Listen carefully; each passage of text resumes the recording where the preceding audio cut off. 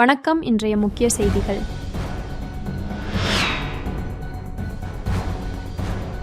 புதுச்சேரியில் கட்டுப்பாட்டை இழந்த வேன் பைக் மீது மோதியதில் பைக்கில் வந்த பெண் உயிரிழந்தது தொடர்பான சிசிடிவி காட்சிகள் வெளியாகி அதிர்ச்சியை ஏற்படுத்தியுள்ளது.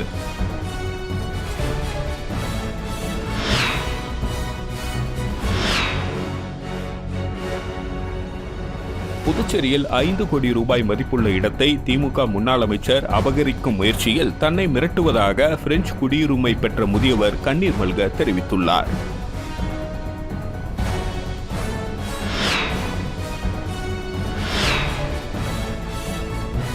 புதுச்சேரியில் இணைய வழியில் 8 நபர்களிடம் ரூபாய் 5.10 லட்சம் மோசடி செய்தது தொடர்பாக போலீசார் விசாரணை மேற்கொண்டு வருகின்றனர்.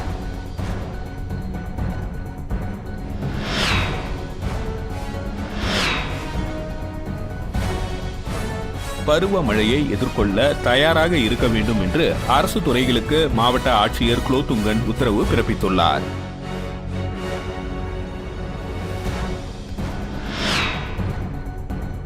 இனி வருவது விரிவான செய்திகள். புதுச்சேரி மணவெளி தொகுதியில் 1,28 லட்சம் ரூபாய் மதிப்பில் அரியாங்குப்பம், இடையார்பாளையம், ஜலகண்டேஸ்வரர் நகரில் சாலைகள் மற்றும் வடிகால் வாய்க்கால் அமைக்கும் பணியினை முதலமைச்சர் ரங்கசாமி பூமி பூஜை செய்து தொடங்கி வைத்தார். புதுச்சேரி அரசு பொதுப்பணித்துறை சார்பில் மணவெளி தொகுதி அரியாங்குப்பம், இடையார்பாளையம், ஜலகண்டேஸ்வரர் நகரில் சாலைகள் மற்றும் வடிகால் வாய்க்கால்களை மேம்படுத்துவதற்காக ரூபாய் 1,28 லட்சம் மதிப்பில் பணிகள் மேற்கொள்ளப்பட உள்ளது. இதற்கான பூமி பூஜை இன்று நடைபெற்றது. இதில் கலந்து கொண்ட முதலமைச்சர் ரங்கசாமி மற்றும் தொகுதியின் சட்டமன்ற உறுப்பினரும் சபாநாயகருமான செல்வம் பூமி பூஜை செய்து இந்த பணியினை தொடங்கி வைத்தனர்.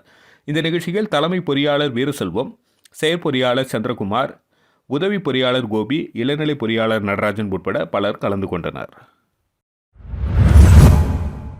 புதுச்சேரியில் முன்னாள் பாரத பிரதமர் ராஜீவ்காந்தியின் பிறந்தநாள் புதுச்சேரி அரசு சார்பில் இன்று கொண்டாடப்பட்டது. இதனையொட்டி தட்டாஞ்சாவடி ராஜீவ்காந்தி சதுக்கத்தில் அமைந்துள்ள அவரது சிலைக்கு துணைநிலை ஆளுநர் கைலாஷ்நாதன், முதலமைச்சர் ரங்கசாமி, பொதுப்பணித்துறை அமைச்சர் லட்சுமி நாராயணன், சட்டப்பேரவை துணைத் தலைவர் ராஜவேலு, அரசு கொறடா ஏகடி ஆறுமுகம், சட்டமன்ற உறுப்பினர்கள் சரவணகுமார், KSP ரமேஷ், பாஸ்கர் என்கின்ற தட்சிணாமூர்த்தி ஆகியோர் மாலை அணிவித்து மரியாதை செலுத்தினர்.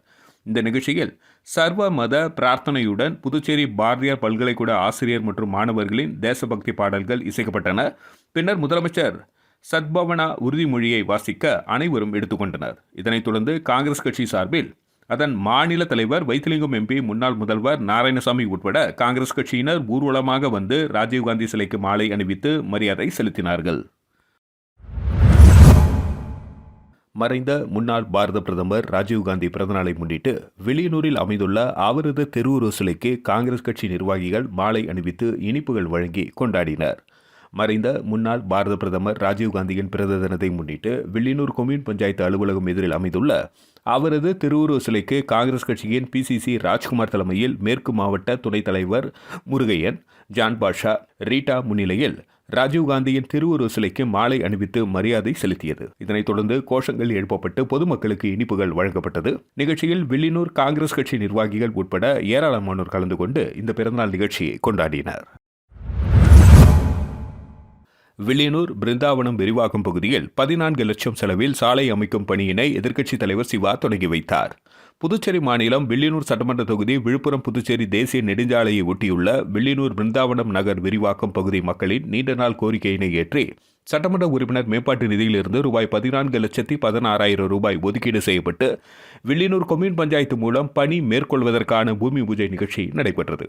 இதில் தொகுதி சட்டமன்ற உறுப்பினரும் சட்டமன்ற எதிர்க்கட்சித் தலைவருமான சிவா கலந்து கொண்டு புதிய சாலை அமைக்கும் பணியினை பூஜை செய்து தொடங்கி வைத்தார். இந்த நிகழ்ச்சியில் வில்லியனூர் கொம்யூன் பஞ்சாயத்து இளநிலை பொறியாளர் சத்யநாராயணன், வில்லியனூர் திமுக நிர்வாகிகள் உட்பட அப்பகுதி மக்கள் திரளானோர் கலந்து கொண்டனர். பருவ மழையை எதிர்கொள்ள தயாராக இருக்க வேண்டும் என்று அரசு துறைகளுக்கு மாவட்ட ஆட்சியர் குலோத்துங்கன் உத்தரவு பிறப்பித்துள்ளார்.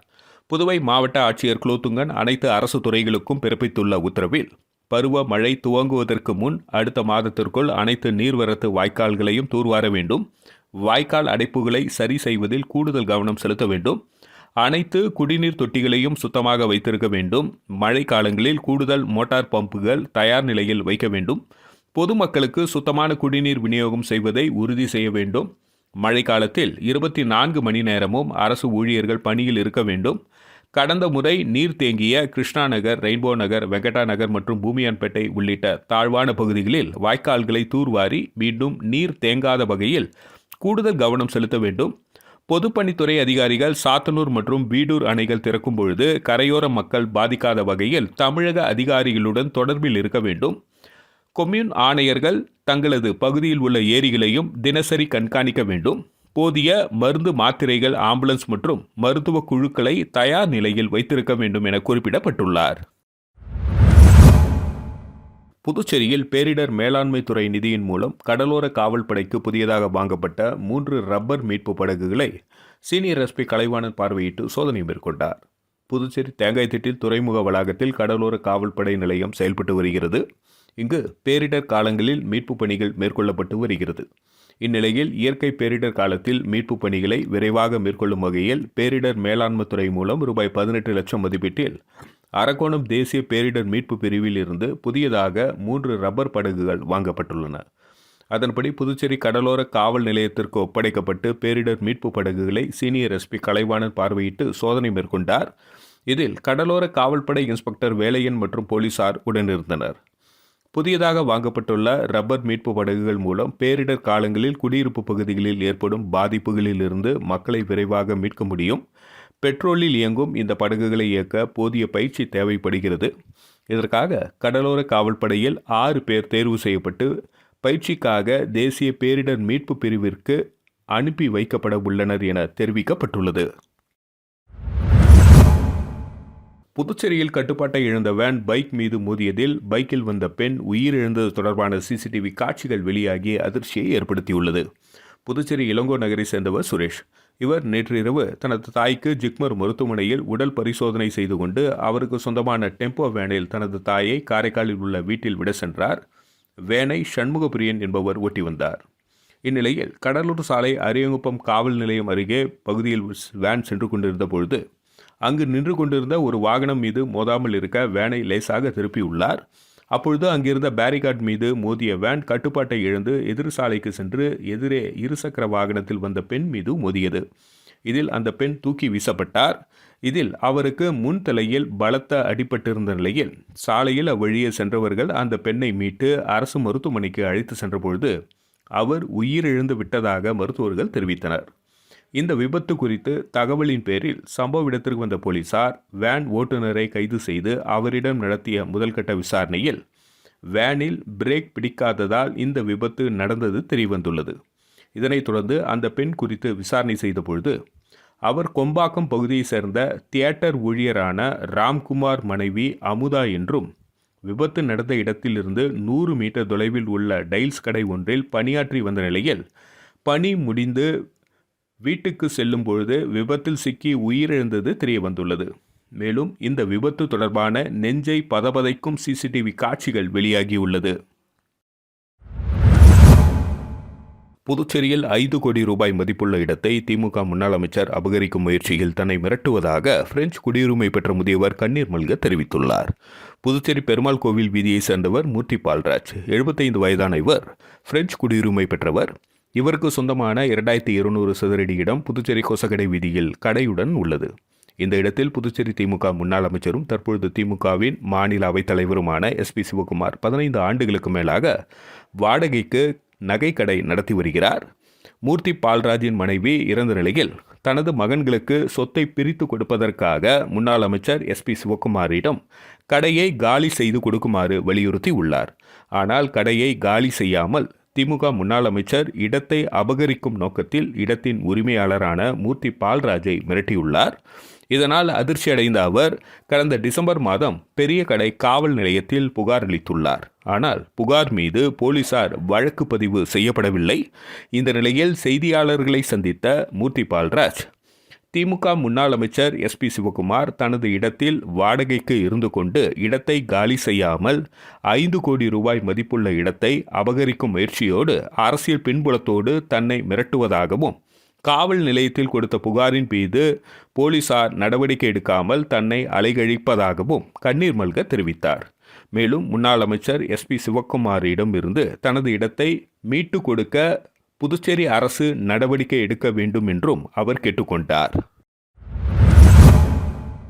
புதுச்சேரியில் இணைய வழியில் 8 நபர்களிடம் ரூபாய் 5.10 லட்சம் மோசடி செய்தது தொடர்பாக போலீசார் விசாரணை மேற்கொண்டு வருகின்றனர். பாகூர் அடுத்த மணமேட்டை சேர்ந்த நபரை தொடர்பு கொண்ட மர்ம நபர் பகுதி நேர வேலையாக ஆன்லைனில் முதலீடு செய்து அதிக லாபம் பெறலாம் என ஆசை வார்த்தை கூறியுள்ளார். இதை நம்பிய அவர் பல்வேறு தவணைகளாக மர்ம நபர் தெரிவித்த ஆன்லைன் வர்த்தகத்தில் ரூபாய் 2,61,678 ரூபாய் முதலீடு செய்துள்ளார். அதன் மூலம் வந்த லாப பணத்தை எடுக்க முயன்ற பொழுது அவரால் முடியவில்லை. இதேபோல் காலப்பட்டை சேர்ந்த பெண் 64,300 ரூபாயும், குயவர் பாளையத்தை சேர்ந்த நபர் 36,690 ரூபாயும், லாஸ்பேட்டை சேர்ந்த பெண் 14,000 ரூபாயும், புதுசாரத்தை சேர்ந்த நபர் 40,000, ஏனாமை சேர்ந்த நபர் 69,177 ரூபாயும், சண்முகாபுரத்தை சேர்ந்த பெண் 10,000 ரூபாயும், மற்றொரு பெண் 15,000 என 8 நபர்கள் மோசடி கும்பலிடம் 5,10,815 ரூபாய் ஏமாந்துள்ளனர். இது குறித்த புகாரின் பேரில் சைபர் கிரைம் போலீசார் வழக்கு பதிந்து விசாரித்து வருகின்றனர். புதுச்சேரியில் முதலியார்பேட்டை முன்னாள் சட்டமன்ற உறுப்பினர் பாஸ்கர் பிறந்தநாள் விழாவின் பொழுது நலத்திட்ட உதவிகள் வழங்கப்பட்டது. இதனை முன்னிட்டு வேல்ராம்பட்டு ஏரிக்கரை வீதியைச் சேர்ந்த 28, 29, 31 வார்டுகளைச் சேர்ந்தவர்களுக்கு 600 புடவை, 600 பிரியாணி மற்றும் பள்ளி மாணவர்களுக்கு கல்வி உபகரணங்கள் வழங்கப்பட்டது. இவ்விழாவின் ஏற்பாடுகளை சுரேஷ்குமார், மணிமாறன், ஸ்டாலின் மற்றும் கழக நிர்வாகிகள் செய்திருந்தனர். இந்திய தேர்தல் ஆணையத்தின் நிர்வாக சீர்கேட்டை கண்டித்து தமிழ்நாடு தவ்ஹீத் ஜமாத் சார்பில் கண்டன ஆர்ப்பாட்டம் புதுச்சேரியில் நடைபெற்றது. இதில் நூற்றுக்கணக்கான ஆண்கள், பெண்கள் கலந்து கொண்டு தேர்தல் ஆணையத்தை கண்டித்து கண்டன கோஷங்களை எழுப்பினார்கள். தேர்தல் ஆணையத்தின் சிறப்பு தீவிர திருத்தம் மற்றும் தேர்தல் ஆணைய நிர்வாக சீர்கேட்டை கண்டித்து தமிழ்நாடு தவ்ஹீத் ஜமாத் சார்பில் கண்டன ஆர்ப்பாட்டம் புதுச்சேரி பழைய பேருந்து நிலைய அருகில் நடைபெற்றது. ஆர்ப்பாட்டத்திற்கு தமிழ்நாடு தவ்ஹீத் ஜமாத் புதுச்சேரியை மாவட்ட தலைவர் ஹபீப் ரஹ்மான் தலைமை தாங்க தமிழ்நாடு மாநில பொதுச் செயலாளர் முஜ்மீர் ரஹ்மான் கலந்து கொண்டு கண்டன உரை ஆற்றினார். புதுச்சேரி முழுவதும் இருந்து தமிழ்நாடு தவ்ஹீத் ஜமாத்தை சேர்ந்த நூற்றுக்கணக்கான ஆண்கள், பெண்கள் கலந்து கொண்டு தேர்தல் ஆணையத்தை கண்டித்து கண்டன கோஷங்களை எழுப்பினார்கள். கண்டன உரையில் முஜ்மீர் ரஹ்மான் பேசும்பொழுது, வாக்காளர்கள் நீக்கிய தேர்தல் ஆணையம் விரிவான ஆதாரங்களை வெளியிடும் வரை எங்கள் போராட்டம் தொடரும் என்றார். ராமநாதபுரம் கிராமத்தில் உள்ள அருள்மிகு செங்கல் நீரம்மன் ஆலயத்திற்கு சகடை வழங்கும் நிகழ்ச்சி ஆம்புலன்ஸ் மணி குணா இன்ஜினியரிங் ஒர்க் சார்பாக வழங்கப்பட்டது. புதுச்சேரி மாநிலம் வில்லியனூர் கொம்பின் ராமநாதபுரம் கிராமத்தில் எழுந்தருளியுள்ள அருள்மிகு செங்கல் நீரம்மன் ஆலயத்தில் சுவாமி ஏற்றி செல்ல சகடை உபயமாக வழங்கும் நிகழ்ச்சி நடைபெற்றது. இந்த நிகழ்ச்சியில் கலாம் அறக்கட்டளை, ஆம்புலன்ஸ் மணி என்கிற மணிகண்டன் மற்றும் குணா இன்ஜினியரிங் ஒர்க்ஸ் ராமநாதபுரம் ஆகியோர் ஏற்பாட்டில் ஆலயத்திற்கு ராமநாதபுரம் கிராம பொதுமக்கள் மற்றும் விழா குழுவினர்கள் முன்னிலையில் சகடை வழங்கினர். முன்னதாக ஆலயத்தில் அவர்களுக்கு பரிவட்டம் கட்டி முதல் மரியாதை செய்யப்பட்டது. தொடர்ந்து சுவாமி தரிசனம் செய்த அவர்கள் விழா குழுவினர்கள் முன்னிலையில் சகடையை ஆலயத்திற்கு வழங்கினர். இந்த நிகழ்ச்சியில் விழா குழுவினர்கள், ராமநாதபுரம் கிராம பொதுமக்கள் உட்பட திரளானோர் கலந்து கொண்டு விழாவினை சிறப்பித்தனர். மேலும் சகடை வழங்கப்பட்டதையொட்டி ஊர் முழுவதும் சகடை வீதி உலா நடைபெற்றது. புதுச்சேரிக்கு உலகளாவிய முதலீட்டை ஈர்க்கும் வகையில் சர்வதேச வணிக உச்சி மாநாடு வருகின்ற 22ஆம் தேதி தொடங்கி 3 நாட்கள் நடைபெற உள்ளதாக சுற்றுலாத்துறை அமைச்சர் லட்சுமி நாராயணன் தெரிவித்துள்ளார். புதுச்சேரிக்கு உலகளாவிய முதலீட்டை ஈர்க்கும் வகையில் புதுச்சேரி அரசு சுற்றுலாத்துறை ஆகஸ்ட் 22ஆம் தேதி முதல் 24ஆம் தேதி வரை சர்வதேச வணிக உச்சி மாநாட்டை நடத்துகிறது எனவும், இதுகுறித்து செய்தியாளர்களை சந்தித்த சுற்றுலாத்துறை அமைச்சர் லட்சுமி நாராயணன், புதுச்சேரி அரசு சுற்றுலாத்துறை சார்பில் சர்வதேச வணிக உச்சி மாநாடு பழைய துறைமுகத்தில் உள்ள கண்காட்சி மற்றும் வர்த்தக மையத்தில் நடைபெறுகிறது எனவும், 22ஆம் தேதி தொடங்கி 3 நாட்கள் நடைபெறும் இந்த மாநாட்டை துணைநிலை ஆளுநர் கைலாஷ்நாதன், முதலமைச்சர் ரங்கசாமி ஆகியோர் தொடங்கி வைக்கிறார்கள் என்று குறிப்பிட்டார். புதிய முதலீடுகளை ஈர்ப்பதையும் பிராந்தியத்தில் வேலை வாய்ப்புகளை உருவாக்குவதையும் நோக்கமாக கொண்டு இந்திய வம்சாவளி மக்களுக்கான உலகளாவிய அமைப்புடன் இணைந்து நடைபெறும் இந்த உச்சி மாநாட்டில் 30க்கும் மேற்பட்ட நாடுகளை சேர்ந்த 600க்கும் மேற்பட்ட தொழில் முனைவோர்கள் கலந்து கொள்ள உள்ளதாக தெரிவித்தார். மேலும் 200க்கும் மேற்பட்ட சர்வதேச வணிக தலைவர்கள் மற்றும் 300 இந்திய தொழில் முனைவோர், 100க்கும் மேற்பட்ட ஸ்டால்களில் வணிகர்கள் தங்கள் தயாரிப்புகள் மற்றும் புதுமைகளை காட்சிப்படுத்த உள்ளனர் என்று தெரிவித்த அவர், 50க்கும் மேற்பட்ட புகழ்பெற்ற பேச்சாளர்கள் கலந்து கொள்கிறார்கள் என்று தெரிவித்தார். மீண்டும் இன்றைய முக்கிய செய்திகள்.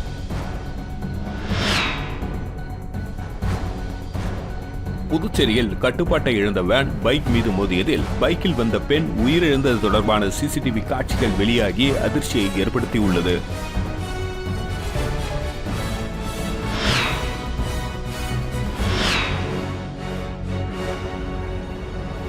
புதுச்சேரியில் 5 கோடி ரூபாய் மதிப்புள்ள இடத்தை திமுக முன்னாள் அமைச்சர் அபகரிக்கும் முயற்சியில் தன்னை மிரட்டுவதாக பிரெஞ்சு குடியுரிமை பெற்ற முதியவர் கண்ணீர் மல்க தெரிவித்துள்ளார்.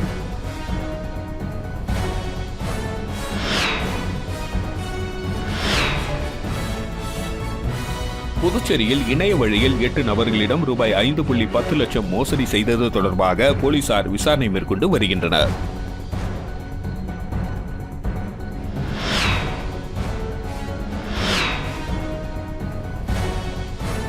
பருவமழையை எதிர்கொள்ள தயாராக இருக்க வேண்டும் என்று அரசு துறைகளுக்கு மாவட்ட ஆட்சியர் குலோத்துங்கன் உத்தரவு பிறப்பித்துள்ளார்.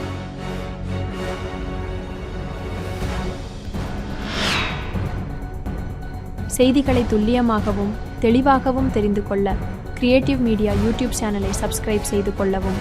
நன்றி, வணக்கம்.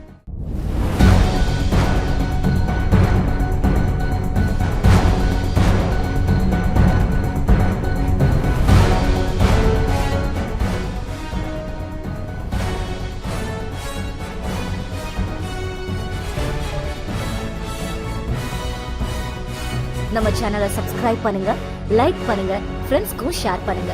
தேங்க்யூ.